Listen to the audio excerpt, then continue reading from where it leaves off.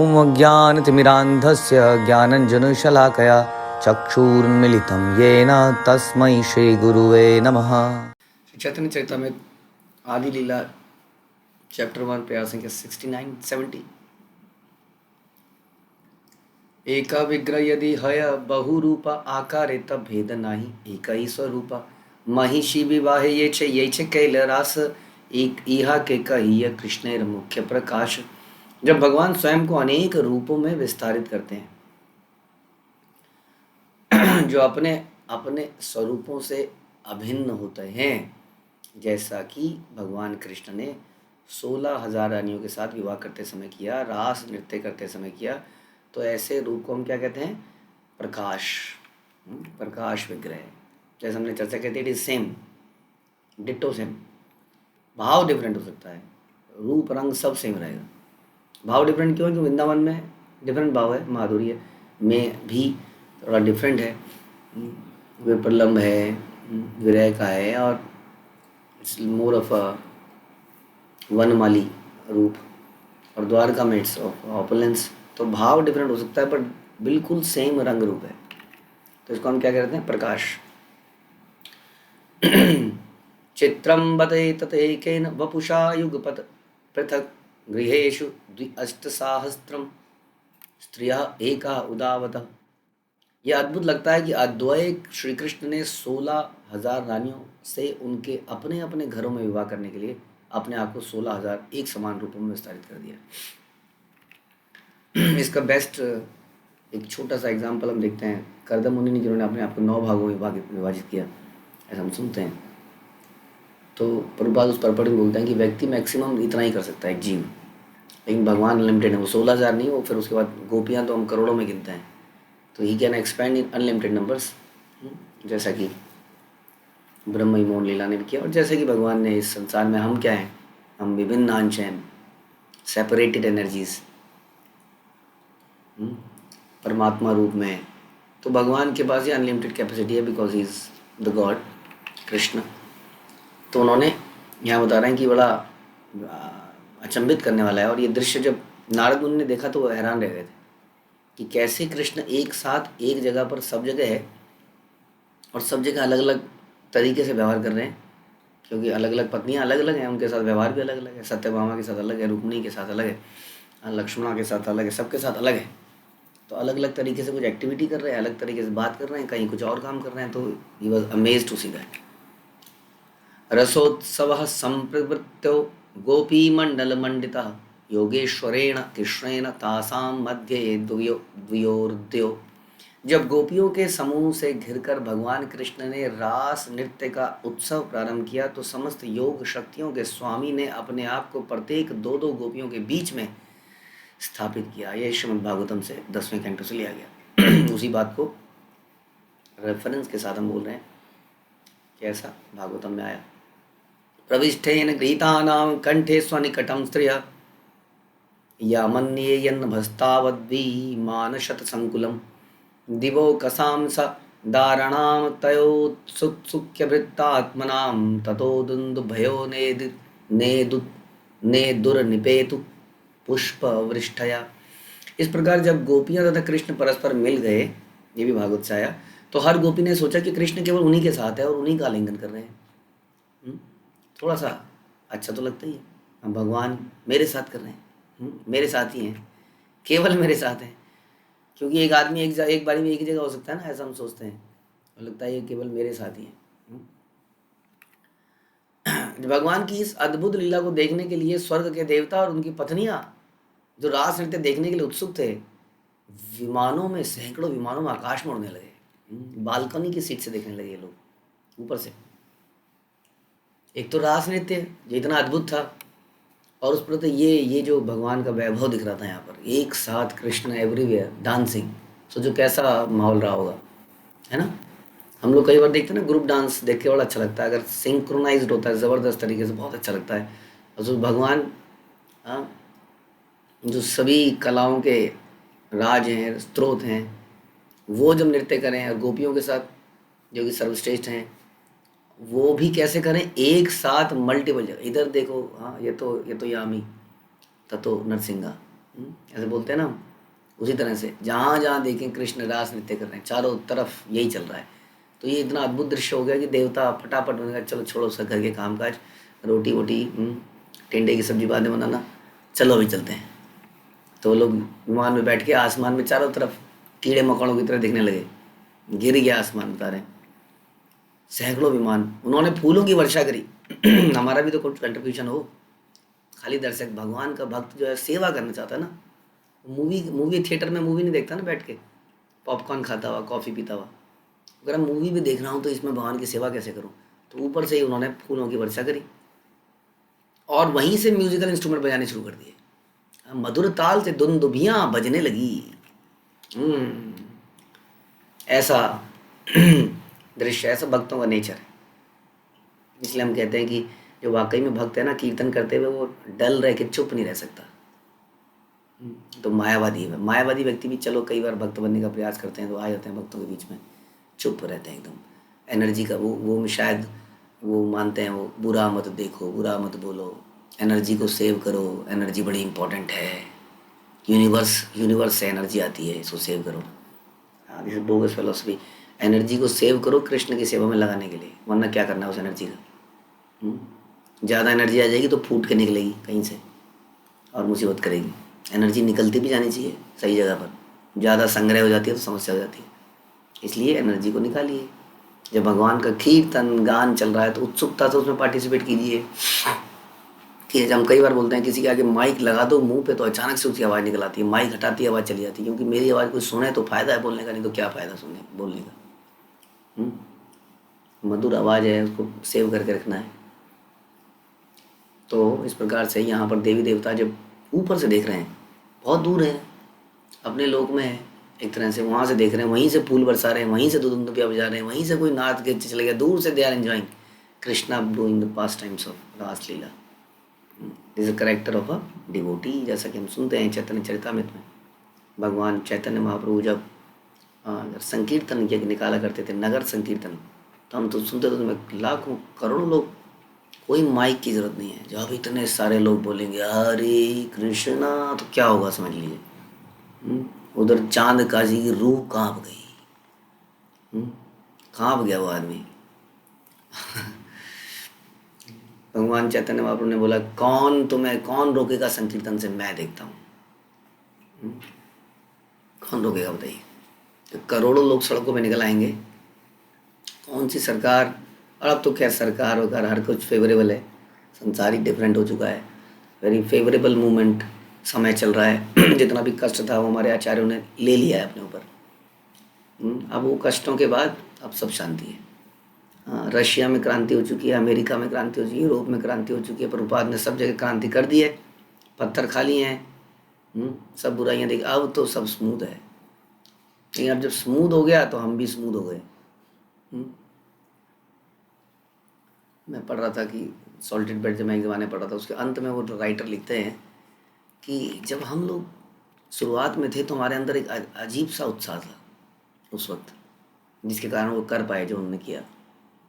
तो देखते हैं कि धीरे धीरे उम्र के साथ ये उत्साह समाप्त होता है, कम होता है। लेकिन जो हमारी जनरेशन है, न्यू जनरेशन, अगर ये वही उत्साह दिखाती है तो हमें लगता है ये हम ही हैं जो जी रहे हैं, और ये मशाल आगे बढ़ती रहती है। तो इस मशाल को बूझने से पहले हम अपने आगे वाली पीढ़ी को दे दें और वो इसको जलाए, और हम लोग चाहे फिर धीरे धीरे बूझ भी जाएंगे तो कोई बात नहीं। तो ये होना चाहिए। तो ऐसा कहने का मतलब है उत्साह होना चाहिए हमारे अंदर, ज़बरदस्त उत्साह होना चाहिए, ज़बरदस्त उत्साह, नॉर्मल उत्साह नहीं होना चाहिए जैसे कि यहाँ देवताओं में दिख रहा है। अनेकत्र प्रकटता रूपस्यैकस्य एकदा सर्वथा तत्स्वरूपे तत्स्वरूपैव सह प्रकाश इतिरियते। यदि समान लक्षण वाले अनेक रूप एक साथ प्रदर्शित होते हैं तो ऐसे रूप भगवान के प्रकाश वगैरह कहलाते हैं। ये अब इन्होंने लिया लघु भागवतामृत से, तो हर जगह से बता रहे हैं कि प्रकाश क्या है, सेम टू सेम। ईकः विग्रह किंतु आकारे हयनान अनेक प्रकाश है विलासतार नाम। अब आया विलास, किंतु जब अनेक रूप एक दूसरे से कुछ कुछ भिन्न होते हैं तो वे विलास वगैरह कहलाते हैं। अब इसके बारे में चर्चा करते हैं। स्वरूपमन्याकारं यतस्य भाति विलासतः प्रायेणात्म समम शक्तया सा विलासो निगद्यते। जब भगवान अपनी अचिंत्य शक्ति से विभिन्न आकारों में अपने अनेक रूप दिखाते हैं तो ऐसे रूपों को विलास विग्रह कहलाते हैं। अनेक रूप, अलग अलग, डिफरेंट डिफरेंट रूप। यैछ बलदेव पर व्योमे नारायण, यैछ वासुदेव प्रद्युम्नादि संकर्षण। ऐसे विलास विग्रहों के उदाहरण हैं बलदेव, जो कि डिफरेंट, हमने चर्चा करा था, कॉम्प्लेक्शन इज वाइट। वैकुंठ धाम में नारायण, जो कि 4 हाथ वाले हैं।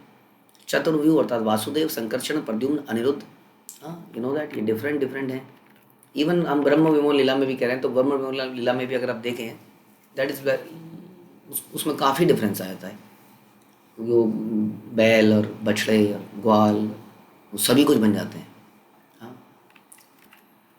ईश्वरेर शक्ति हया यही 3 प्रकार, एक लक्ष्मी गणपुरे महिषी गणार, व्रजे गोपी गणार सभा थे प्रधान, व्रजेंद्र नंदन याते स्वयं भगवान। भगवान की शक्तियाँ लीला संज्ञा 3 प्रकार की हैं। वैकुंठ में लक्ष्मियाँ, द्वारका में रानियाँ, वृंदावन में गोपियाँ। इन सब में गोपियाँ सर्वश्रेष्ठ हैं, क्योंकि उन सबको व्रजराज के पुत्र आदि भगवान श्री कृष्ण की सेवा करने का सौभाग्य प्राप्त है। सेवा का सौभाग्य तो वैसे बाकियों को भी प्राप्त है, लक्ष्मी जी भी सेवा करती हैं, रानियाँ भी सेवा करती हैं, बट इनको जो सौभाग्य प्राप्त है इसमें इस तरह का है कि दे आर नॉट कंसर्न कि ये भगवान है या कौन है। हाँ, वो इतना प्रेम है। बड़े आदमी की सेवा तो हर कोई करता है, कोई बड़ा लीडर आ जाए, कोई नेता आ जाए, कांग्रीगेशन में कोई बड़ा बच्चा, हमने देखा है कि बच्चों को भी पता होता है कि यहाँ सबसे बड़ा कौन है, उसके आगे पीछे घूमेंगे बच्चे, they know it, the key person.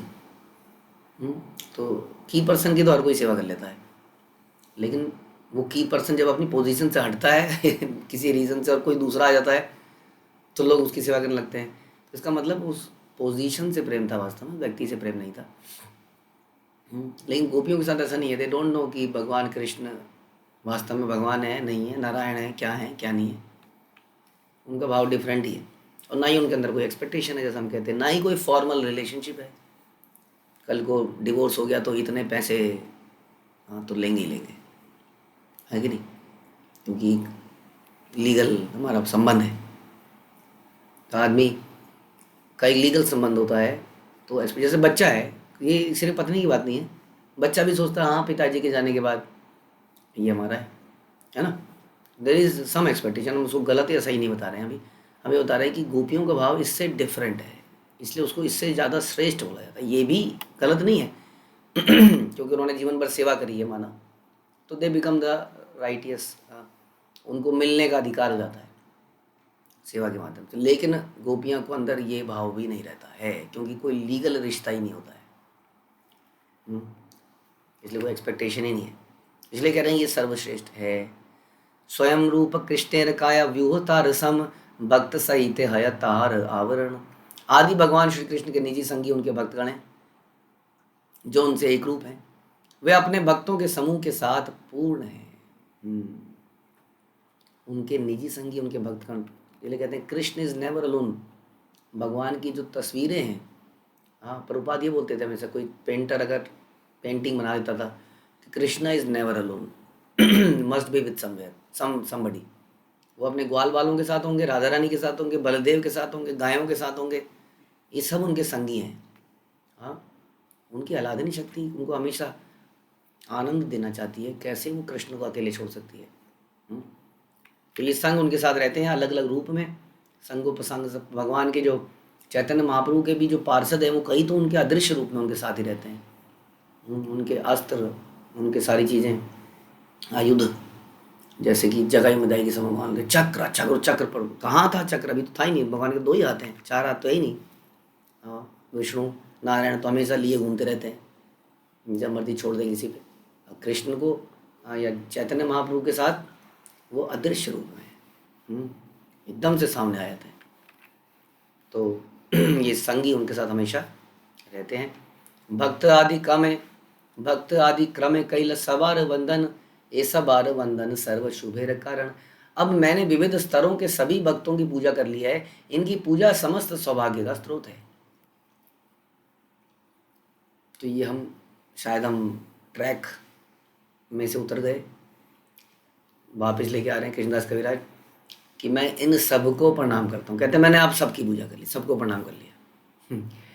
तो कुछ वस्तु को शुरू करने से पहले उन्होंने मंगलाचरण, मंगल मंगल मंगल करने वाला, तो उसको मंगल करने का मतलब केवल मंत्रों के उच्चारण से नहीं है। मंगल करना वास्तव में क्या है? मंगल हम कैसे कर रहे हैं? उनको स्मरण करके कर रहे हैं, है ना। उनको स्मरण करके हम मंगल कर रहे हैं। जैसे हम कहते हैं कि ओम अपवित्रो पवित्रो वा सर्वोस्तोतो या स्मरेत पुंडरीकाक्षम, जो भगवान के चरणों को स्मरण करता है सो अंदर या बाहर दोनों तरफ से पवित्र हो जाता है। सदा पश्यंती सूर्या, जो हम बोलते हैं आचमन करते हुए कि भगवान के चरण कमल कहते हैं सदा पश्यंती सूर्या, जो देवता हैं वो हमेशा उनके चरणों के भक्त उनके चरणों के दर्शन करते रहते हैं, इस प्रकार वो पवित्र हो जाते हैं। तो ये सारे गुरुवर्ग, हमने गुरुवर्ग को प्रणाम किया। हमने सुना दीक्षा गुरु कौन है, शिक्षा गुरु कौन है, उन सबको प्रणाम किया।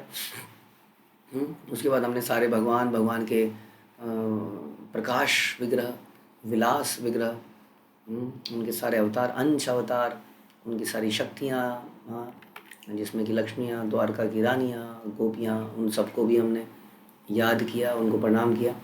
तो इस प्रकार से हमने कृष्णदास कविराज का आज करें कि अब मैंने विविध स्तरों के सभी भक्तों की पूजा कर ली है। प्रथम श्लोके कही सामान्य मंगलाचरण, द्वितीय श्लोके करित करी विशेष वंदन। पहले श्लोक में मैंने सामान्य आशीर्वाद का आह्वान किया, किंतु दूसरे श्लोक में मैंने भगवान से एक विशेष रूप में प्रार्थना की। वंदे श्री कृष्ण चैतन्य नित्यानंदो सहोदितौ गौड़दय पुष्पवंतो चित्रौ दशंदो तमोनदो। मैं श्री कृष्ण चैतन्य तथा नित्यानंद प्रभु को सादर नमस्कार करता हूँ, जो सूर्य तथा चंद्रमा के समान है, वे ही के साथ गौड़ के क्षितिज पर अज्ञान का अंधकार दूर करने के लिए तथा सबको अद्भुत आशीर्वाद प्रदान करने के लिए उदित हुए हैं। तो हमने भगवान को प्रणाम किया, उनके अलग अवतारों को प्रणाम किया, फिर हमने भक्तों को प्रणाम किया। अक्सर भक्तों को स्पेसिफिकली हमने उनकी क्या महत्व है, फिर हम बोलते हैं वांछा कल्पतरुभ्यश्च कृपा सिंधुभ्यश्च पतितानां पावनेभ्यो वैष्णवेभ्यो नमो नमः। उनका भी हम आशीर्वाद लेते हैं। व्रजे ये विहीर पूर्वे कृष्ण बलराम, कोटि सूर्य चंद्र जिनी दोहार निज धाम। सई दुई जग तेरा हई सदया, गौड़ देश पूर्व शैला करिला उदया। श्री कृष्ण तथा बलराम जो भगवान हैं और पहले वृंदावन में प्रकट हुए थे, सूर्य और चंद्रमा से करोड़ों गुना अधिक तेजवान थे।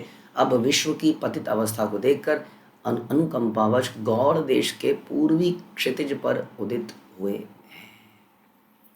तो चैतन्य चरितमृत में कृष्णदास कविराज यहाँ पर बता रहे हैं कि who is Chaitanya Mahaprabhu, is none other than Krishna himself, जो कि कृष्ण बलराम थे। तो गौर और नित्यानंद ये दोनों कृष्ण बलराम कलयुग में फिर से आए हैं अवतार लेके, गुप्त अवतार हैं, इसलिए सबको मालूम नहीं है इनके बारे में। हाँ, लेकिन इनकी टीचिंग सारे संसार में फैल गई है। हाँ, हरे कृष्ण मंत्र पूरे संसार में फैला हुआ है। कोई व्यक्ति इस संस्था के अंदर अगर और अधिक घुसता है तो उसको पता चलता है ओ ये दोनों कृष्ण बलराम ही हैं। इन तो संसार को अधिकतर हरे कृष्ण मंत्र की जानकारी है, कृष्ण की जानकारी हो चुकी है, क्योंकि ये कृष्ण की ही उपासना को बढ़ावा देने के लिए आए थे, कृष्ण रूप की उपासना को। लेकिन ये बड़ा दयालु अवतार है, कृष्ण से भी दयालु अवतार है, क्योंकि ये बिल्कुल पतित लोगों का उद्धार करने आया है। इस कोई और नहीं है, वो कौन है? कृष्ण बलराम स्वयं है। श्री कृष्ण चैतन्य प्रभु नित्यानंद यहाँ प्रकाशे सर्व जगतानंद। श्री कृष्ण चैतन्य तथा प्रभु नित्यानंद के आविर्भाव ने विश्व को आनंद से परिपूरित कर दिया है। सूर्य चंद्र हरे ये छे सब अंधकार, वस्तु प्रकाशिया करे धर्मेरा प्रचार। एई मत दुई भाई जीवेर अज्ञान, तमो नाश करी कैला तत्व वस्तु दान। जिस प्रकार सूर्य तथा चंद्रमा उदय होकर अंधकार को दूर कर देते हैं और हर वस्तु की प्रकृति को प्रकट कर देते हैं, उसी तरह ये दोनों भाई जीवों के अज्ञान के अंधकार को दूर करते हैं और उन्हें परम सत्य के ज्ञान से प्रकाशित करते हैं। कृष्णा इज आदि गुरु और चैतन्य महाप्रभु आए, और उसके बाद भी उन्होंने काम को पूरी तरह से अपने आप नहीं किया, क्योंकि वो अपने भक्तों को श्रेय देना चाहते थे। तो उन्होंने आगे एक भक्तों की शाखाएं बनाई, उन शाखाओं ने धीरे धीरे प्रचार किया और आज भी वो प्रचार चल रहा है। बट इस शाखा के जड़ में कह सकते हैं अल्टीमेटली वही भगवान है, जो कि वास्तव में सबको ज्ञान देने वाले हैं। तो ये दोनों यही कार्य कर रहे हैं। अज्ञानता मेरा नाम कही या कैतव, धर्म अर्थ काम मोक्ष वांछा आदि सब अज्ञान का अंधकार कईतव अर्थात छल कहलाता है। हम्म? अज्ञान का अंधकार क्या है? छल है, जो धार्मिकता, आर्थिक विकास, इंद्रिय तृप्ति, मुक्ति के साथ प्रारंभ होता है। लोग ये चार चीज़ों को जानते हैं, धर्म अर्थ काम मोक्ष। यही जीवन का अल्टीमेट पर्पस समझते हैं। संसार में आए हो तो धर्म करो। क्यों धर्म करो? धर्म इसलिए करो ताकि धन आए। धन, धर्म से धन आता है, क्योंकि कर्मों की शुद्धि होती है ना। कहीं सकाम कर्म करने से पाप कर्म कम होते हैं, पाप कर्म कर्म हो जाते हैं, तो धन अपने आप आ जाता है। धन से क्या करें? धर्म अर्थ, अर्थ धन आया, काम, उनसे अब धन से अब थोड़ी इच्छाओं की पूर्ति करो। दक्ष प्रजापति ने भी यही बोला। बोला ये रिनंसिएशन क्यों पैदा किया नारद मुनि मेरे बच्चों के अंदर? This is wrong. व्यक्ति के अंदर अपने आप ही व्यक्ति के अंदर अपने आप ही वैराग्य पैदा होना चाहिए। वो चीज़ों के अंदर घुसे जाए, इंद्र तृप्ति करे, इंद्र तृप्ति कर करके पिटे, और पिट पिट के उसका समझ में आएगा कुछ नहीं है। यानी कि basically this is a 4th grade person, 3rd grade person. हम ये मान के चल रहे हैं कि हम 3rd ग्रेड के पर्सन हैं। अगर ऐसा है तो फिर ये ठीक है फिलोसफी, क्योंकि 1st ग्रेड का आदमी सुन के समझ जाता है। हाँ, किसी सीनियर से, किसी सेल्फ रियलाइज पर्सन से वो सुनता है, उसको समझ में आता है, उसको कर देता है, वो वेट नहीं करता, उसके अंदर विश्वास है, चढ़ता है। दूसरा व्यक्ति क्या करता है? जब देखता है वो हाँ सही कह रहे थे, ये देखो ये हो गया, यहाँ पर हो गया, दूसरा व्यक्ति समझ जाता है। ये दूसरे ग्रेड का। तीसरे ग्रेड का कौन है? जो अपने ऊपर बीतती है तब समझता है। तो यहाँ पर ये लोग ये बता रहे हैं कि अपने ऊपर बीतो, पिटो, और पिट पिट के एक दिन सो रहे। ये 1st क्लास आदमी की पहचान नहीं है। इसलिए संसार के लोग क्या करते हैं? धार्मिकता करते हैं, धार्मिकता से आर्थिक विकास करते हैं, अर्थ प्राप्त करते हैं, इंद्रिय तृप्ति, काम करते हैं, और फिर कहते हैं मुक्ति। अंत में मुक्ति पालो, मरते तक खूब एंजॉय करो, और मरते हुए कुछ ऐसा करो कि मोक्ष को प्राप्त कर लो। यमराज जी का दिमाग चल पड़ा है लगता है। आप जो मर्जी करो, अंत में मोक्ष मिल जाए आपको। कुछ ऐसा जादू मंत्र बताओ, पंडित जी कितना यज्ञ कर डालूं, कितने आहुतियाँ दे डालूं, इधर से भोग करता रहूं, उधर से निकल जाऊं। 7 जो भी हैं, 10 उंगलियां घी में और सर कढ़ाई में, बस आनंद ही आनंद। कढ़ाई में फूकेंगे अभी ऊपर जाकर। ये बहुत बड़ा भ्रम है संसार के अंदर, धर्म अर्थ काम मोक्ष। क्योंकि पहली बात तो जो काम में गिरता है वो बहुत बुरी तरह गिरता है, उसका उठना मुश्किल हो जाता है, क्योंकि निम्न योनियों में चला गया तो न जाने कब आएगा ऊपर। हाँ, प्राचीन बरही शत, ऐसे ही राजा थे, बहुत यज्ञ करते थे। उस यज्ञ में बलियां चढ़ाते थे, अनेक पशुओं का वध किया उन्होंने, अनेक मतलब करोड़ों पशुओं का वध हो गया इन्हीं सकाम कर्मों के चक्कर में, कि इधर से एंजॉय करेंगे, उधर से निकल जाएंगे ऊपर। तब नारद मुनि उनको कहानी सुनाते हैं पुरंजन की। कर क्या रहे हो तुम? ये देखा है तुमने? ये सारे जो जीव जंतु है ना, तुम्हें ज़रा पेट फाड़ने को वहाँ वेट कर रहे हैं यमपुरी में। सोचो जीवन का पर्पस क्या है। वो उनको प्रवचन देते हैं, तब उसको रियलाइज़ होता है मैं कर क्या रहा था। जीवन का पर्पस काम तो कभी था ही नहीं। काम तो एक अनर्थ है। काम की पूर्ति जीवन की सफलता मानी जाती है। जो जितना अच्छा कामी है उतना ज़्यादा सफल है। घोड़ा, बंदर, कबूतर, they are very successful because they can do काम वेरी इफेक्टिवली। तो संसार में भी उस आदमी की जैसे तो प्ले बॉय, इसकी 10 गर्लफ्रेंड्स हैं या इसके 15 बॉयफ्रेंड्स हैं, they are successful because they can live like animals. उतना शक्ति, horse power, bull power, red bull, ये बुल, टॉनिक पियो, मतलब जानवर बनो बेसिकली। हाँ, जानवरों के टॉनिक पियो, जानवर बनो। जानवर जैसी शक्ति, घोड़े की शक्ति अपने अंदर लेके आओ, गैंडे की शक्ति लेके आओ, बुल की शक्ति लेके आओ, और वही बन जाओ। तो ये संसार का नियम है। आप देख सकते हैं चारों तरफ आदमी ऐसी ऐसी दवाइयाँ खाता है आजकल जानवर बनने की। अपने अंदर बहुत पावर लेके आता था कि तृप्ति कर पाए। तो ये है धर्म अर्थ काम मोक्ष। तो ये चैतन्य महाप्रभु, ये जो अंधकार है ना धर्म के, ये जो अंधकार है कैटव धर्म है। धर्म के नाम पे धर्म है ही नहीं वास्तव में। हाँ, ये धर्म जो अर्थ के लिए किया जाए वो धर्म हो ही नहीं सकता है। जो धर्म अर्थ के लिए किया जाए वो धर्म हो ही नहीं सकता है। धर्म का एकमात्र पर्पस है कैसे भगवान के लिए प्रेम पैदा किया जाए, very simple, because he has given us everything, he is our everything and we are part and parcel of Krishna. हम उनके अंश हैं, हमें जो भी प्राप्त होता है उन्हीं से प्राप्त होता है। वो बड़े मित्र हैं हमारे, सब कुछ देने वाले हैं, उसके प्रति प्रेम पैदा करना, इसको समझने में मुश्किल बात है। कौन सा धर्म श्रेष्ठ है जी, ये धर्म श्रेष्ठ है, ये वो धर्म श्रेष्ठ है, मार दो, सर फोड़ दो इसका, जिसने सर फोड़ दिया वो श्रेष्ठ है। ये तो जानवरों का संसार है। इसको कन्वर्ट करो, इसको पकड़ के कन्वर्ट करो, इसकी मजबूरी है, इसको पकड़ाओ पैसे, बोल धर्म परिवर्तन करता है, बोल ये मिलेगा, ये मिलेगा। ये तरीका, ये this is not the purpose. चाहे किसी भी धर्म में रहो, डज नॉट मैटर कि आपका सरनेम क्या है। हाँ, वट मैटर्स इज कि आप कृष्ण से प्रेम करते हैं कि नहीं, भगवान से प्रेम करते हैं कि नहीं, उनकी सेवा करना चाहते हैं कि नहीं, अल्टीमेटली इंद्रियों पे वश करके भगवान में केंद्रित करके वापस जाना चाहते हैं कि नहीं। किसी भी कोई सा भी सरनेम हो, कैसा भी कर लीजिए। भगवान, प्रभुपाद बोलते थे भगवान के बहुत सारे नाम हैं, अल्लाह भी उन्हीं का नाम है, क्राइस्ट भी उन्हीं का नाम है।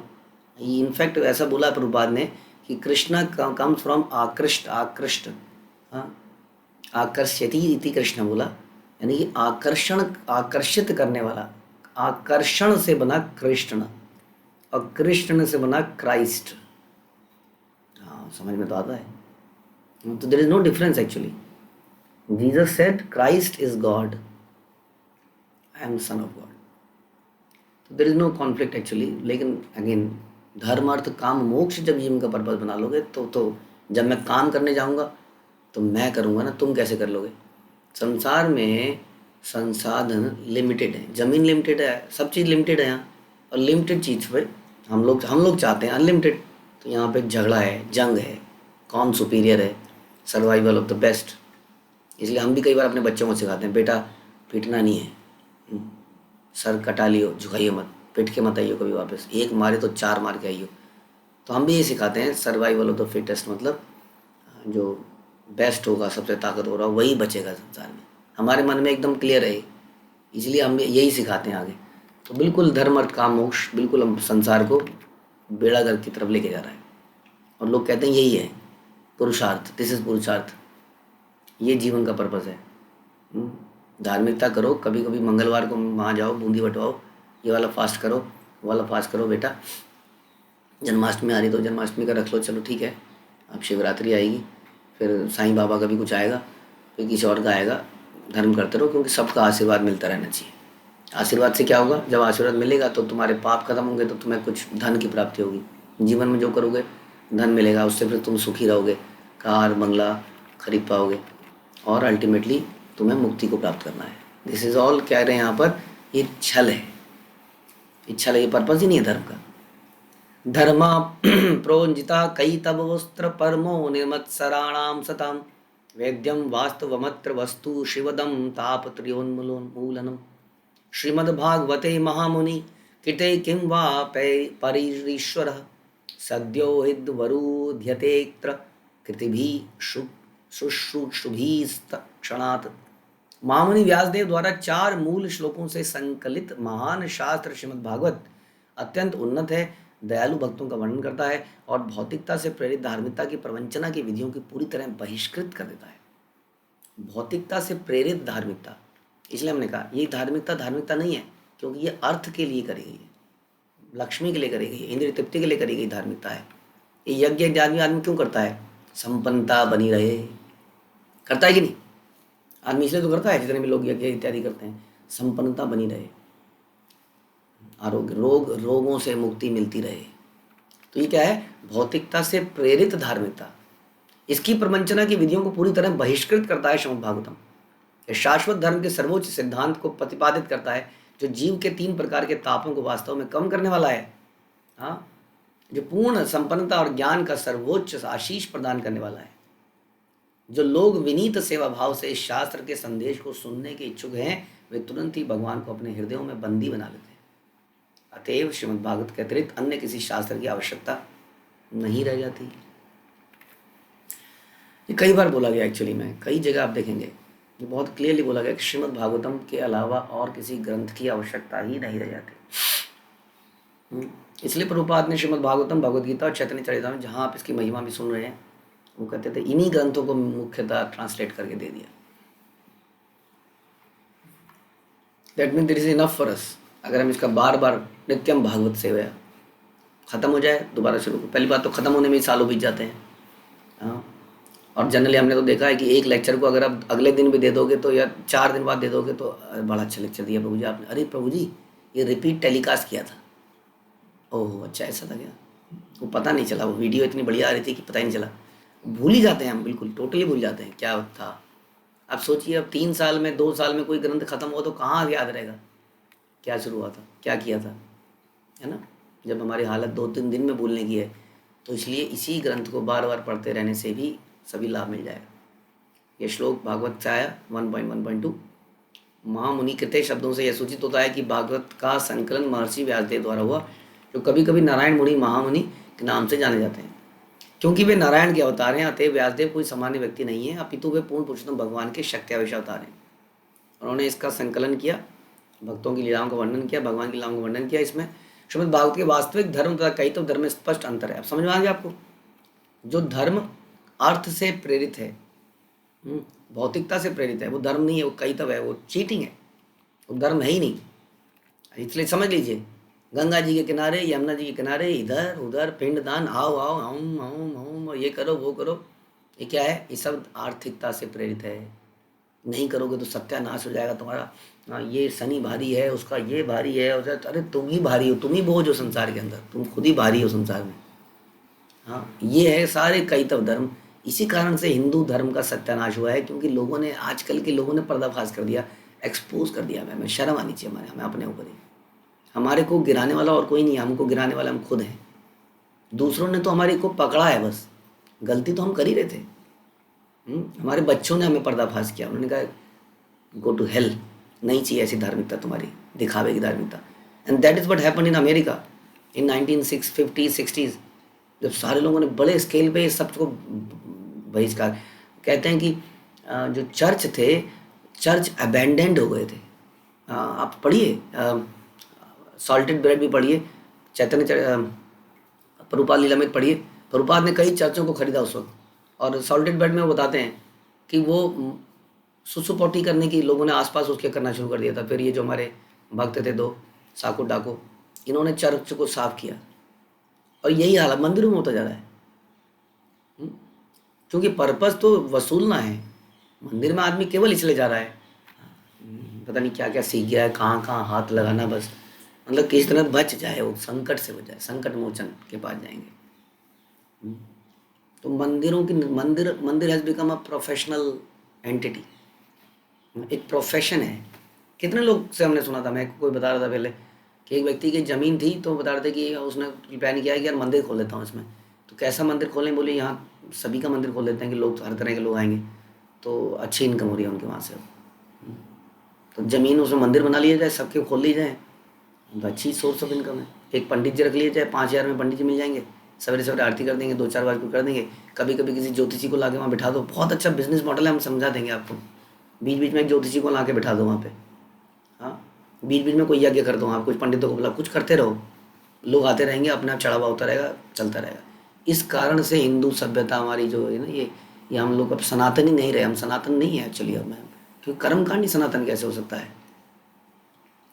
तो इस कारण से हमें कौन नुकसान पहुंचाएगा? हमने खुद ही को नुकसान पहुंचाया है। हमारी कमजोरी पे दूसरों ने फ़ायदा उठाया है, और एक धर्म के ऊपर ही क्वेश्चन कर दिया कि ये धर्म ही गलत है। धर्म गलत नहीं था, और वैसे ही इस्लाम गलत धर्म नहीं है, लेकिन फॉलोअर्स की प्रॉब्लम है सारी की सारी।